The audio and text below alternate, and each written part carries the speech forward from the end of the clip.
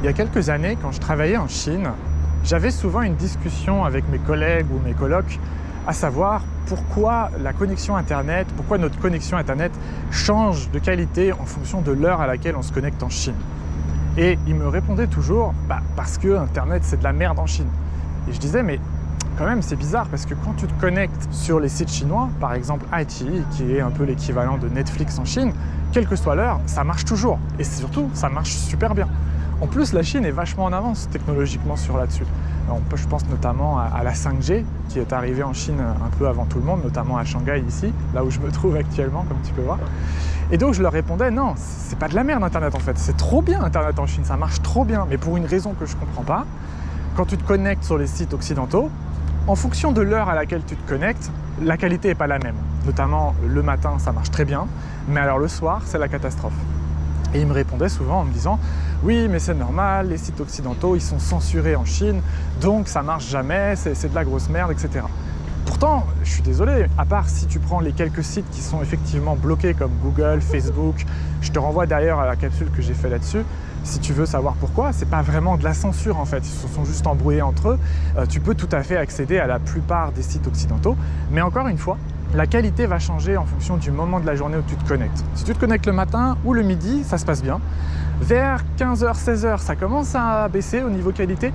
Et le soir, après 19h, c'est plus possible. Tu peux quasiment pas te connecter sur le site. Ça va être trop lent, ça va ramer. Ça va être impossible que ce soit n'importe quelle plateforme. Et même si tu te connectes avec un VPN, même avec un bon VPN, ça marchera toujours pas. Alors pourquoi? Quelle est la raison qui est derrière? Salut, c'est Alex, j'espère que tu vas bien. Je te retrouve avec moi à la petite balade là, devant les tours. J'aime bien ce petit chemin, c'est cool, surtout le soir au coucher du soleil. Et ce que je te propose dans cette vidéo, c'est de t'expliquer le concept qui est derrière. Pourquoi est-ce que Internet est bizarre en Chine? Pourquoi en fonction de l'heure de la journée, la qualité n'est pas la même? En fait, en creusant un petit peu la question, on se rend compte qu'en fait, le concept qui est derrière est un concept beaucoup plus fondamental. Ça s'appelle la neutralité du web. Donc pour t'expliquer pourquoi Internet en Chine est si bizarre, je dois revenir sur ce concept-là. La neutralité du web, en gros, c'est l'idée que toutes les personnes qui utilisent le réseau sont traitées de la même manière. Peu importe le site que tu consommes, peu importe le nombre d'informations que tu transportes, que tu te connectes à YouTube, que tu te connectes à Facebook ou à Google, c'est pareil, tu vas être traité de la même manière, pas de discrimination.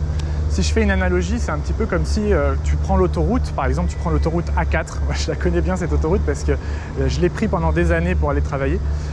Et ben si tu prends cette autoroute, tu sais, il y a Disneyland qui se trouve pas très loin. Et ben la neutralité du web dit que quelle que soit ta destination, quelle que soit la taille de ton véhicule et le nombre de personnes que tu transportes, tu seras traité de la même manière. La route sera pareille pour toi que pour quelqu'un d'autre. Il n'y a pas de discrimination si tu veux. Ça, c'est fondamental en France, c'est fondamental en Europe. Je te dis, c'est même carrément inscrit dans la Constitution française que tu ne peux pas discriminer des utilisateurs sur Internet. Le réseau appartient à tout le monde. Entre guillemets, on appelle ça le réseau est aveugle. C'est-à-dire que peu importe le site que tu consultes, peu importe le nombre d'informations qui transitent par ta connexion, tu seras traité de la même manière. Donc ça marche très bien sur les pays à petite échelle, comme par exemple la France, tu vois, 60 millions d'habitants, ça va, non 70 pardon, c'est un peu en retard. Bon, ça va, tu vois, c'est encore gérable, mais le problème quand tu gères des pays comme la Chine, où là c'est carrément 1,5 milliard de personnes, la neutralité du web, ça pose problème. Donc pour comprendre, je vais reprendre mon analogie avec l'autoroute là. Imagine, au lieu d'avoir 70 millions d'utilisateurs en France, maintenant tu en as 1 milliard. 1 milliard avec notamment Disneyland qui te pompe une énorme partie du trafic, c'est-à-dire qu'il y a énormément de gens qui prennent la 4 pour aller à Disneyland. Ce qui au passage est vrai, hein. Combien de fois je me suis retrouvé dans les bouchons parce que c'était le week-end et parce que tu as plein de gens qui sortaient de Disneyland alors que moi je voulais juste rentrer chez moi. Donc la Chine a cassé la neutralité du web et a dit bah non, en gros les gens qui rentrent chez eux, ils sont prioritaires par rapport aux gens qui vont à Disneyland. C'est logique, sinon ça fait des bouchons pas possibles et on s'y retrouve plus, c'est pas possible. Il faut faire une priorisation dans le réseau, sinon c'est tout le temps bouché en fait. Donc concrètement, si tu te connectes à un site chinois, tu auras la priorité par rapport à quelqu'un qui se connecte à un site étranger. Et c'est la raison pour laquelle le matin, ça se passe bien, parce qu'en fait, il n'y a pas de bouchon. C'est comme si tu vas sur la 4 à midi, par exemple. À midi sur la 4, ça roule, il n'y a pas de souci. Que tu ailles à Disneyland ou que tu rentres chez toi, il n'y a pas de souci. Par contre, à partir de 19h, quand tout le monde commence à sortir du bureau et à rentrer chez soi, là, ça commence à boucher. Et du coup, la Chine a décidé de mettre une priorité pour les gens qui veulent se connecter sur les plateformes chinoises. Et ça, que tu utilises un VPN ou pas, ça change rien, puisqu'en fait, le VPN, qu'est-ce qu'il fait? Le VPN, en fait, simplement, il te connecte sur un serveur étranger. Donc, quel que soit le VPN en fait auquel tu te connectes, de toute façon tu vas te connecter à l'étranger. Ça, le réseau va le voir et va te mettre en seconde priorité. C'est la raison pour laquelle le soir, Internet en Chine, ça ne marche pas du tout. Ou plutôt, ça ne marche pas du tout vers les sites occidentaux, ou tous les sites avec un VPN. Tu ne pourras pas trop te connecter, hein, notamment si par exemple si tu consommes du YouTube. Si tu es en Chine actuellement et que tu essaies d'aller sur YouTube le soir, tu verras souvent ça marche moins bien que le matin. Ça ne veut pas dire que ça ne marche pas, tu ne seras pas bloqué, mais ça va juste être plus lent, moins rapide, ça va un peu ramer, quoi, voire pas marcher du tout. Donc en réalité, tu vois, la neutralité du web, pour nous, c'est super important en France parce que ça empêche les compagnies, notamment les fournisseurs d'accès Internet, de discriminer les utilisateurs, mais ça crée aussi beaucoup de problèmes. Et c'est la raison pour laquelle, je ne sais pas si tu t'en souviens, c'était en 2015-2016, je crois, tu avais le patron de Free qui en avait ras-le-bol que YouTube consomme 30% du trafic sur son réseau.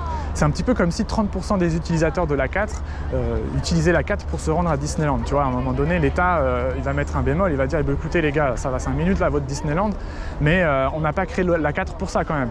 Donc maintenant, à partir de maintenant, Disneyland, vous allez nous payer une taxe, vous allez payer pas une amende, tu vois, mais comment on pourrait dire, une redevance en quelque sorte, pour que voilà, vous puissiez, vos clients puissent utiliser l'A4. C'est exactement ce qu'avait fait le patron de Free.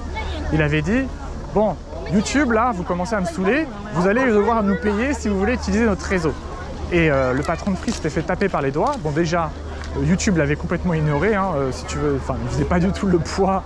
Petit patron français ne fait pas du tout le poids contre un énorme géant comme Google, donc il s'était un peu fait ignorer, quoi. Les gens avaient rigolé, mais je ne sais pas si tu te souviens, n'empêche qu'en 2015 ou 2016, je ne me souviens plus trop, quand tu te connectais avec Free sur YouTube, ça ne marchait pas, ou alors ça ne marchait pas bien, tu vois, tu n'étais pas prioritaire. Il avait cassé la neutralité du web, tu n'étais pas prioritaire, si le réseau était encombré, les personnes qui se connectaient à YouTube, ça ne marchait pas.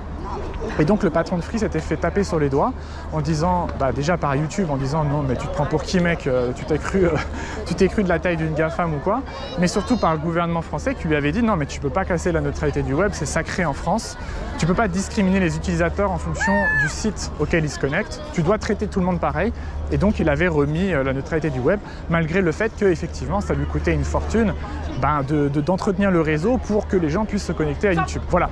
J'espère que cette petite capsule t'aura intéressé. En tout cas, la neutralité du web, c'est un sujet important en France et la Chine a décidé de le traiter complètement différemment, tout simplement parce qu'à l'échelle de la Chine, tu ne peux pas gérer le réseau de la même manière qu'en France, sinon tu aurais d'énormes problèmes. Je te laisse sur cette belle vue de la skyline. J'espère que ça t'aura intéressé. Dis-moi dans les commentaires si tu veux d'autres petites capsules un petit peu plus profondes comme ça qui te présentent un point de vue différent sur une manière de faire différente en Chine. En tout cas, moi, c'est un plaisir à chaque fois de venir ici. Je trouve que c'est vraiment magnifique, cette vue. Et je te dis à la prochaine pour une nouvelle capsule vidéo. Salut à toi!